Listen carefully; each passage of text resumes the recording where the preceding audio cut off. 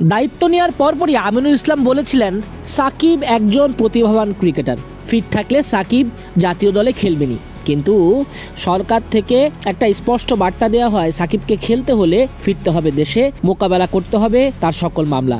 এক টিভি সাক্ষাৎকারে সাম্প্রতিক সময়ে আমিনুল ইসলাম বুলবুল যেই কথা বলেছেন সেটা সাকিবকে দেশে ফেরার ইঙ্গিত দেয়। সাকিব যদি দেশে ফেরেন তখনই বিসিবি সেটা নিয়ে চিন্তা করবে।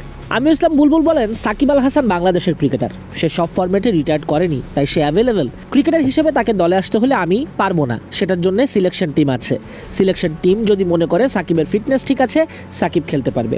সাকিব এখন দেশে নাই, যদি দেশে থাকে তখন সিলেক্টররা চিন্তা করতে পারবে। সাকিবকে প্রথমে দেশে আসতে হবে বা দেশে থাকতে হবে, তারপর বিসিবি সেটা নিয়ে চিন্তা করতে পারবে। সাকিব আল হাসান দেশে আপাতত আসবেন না বলেই মনস্থির করেছেন। দেশের রাজনৈতিক পরিস্থিতি যতদিন উন্নতি না হয় ততদিন তিনি আসবেন না, বিভিন্ন দেশে ফ্র্যাঞ্চাইজি লিগ খেলে বেড়াবেন।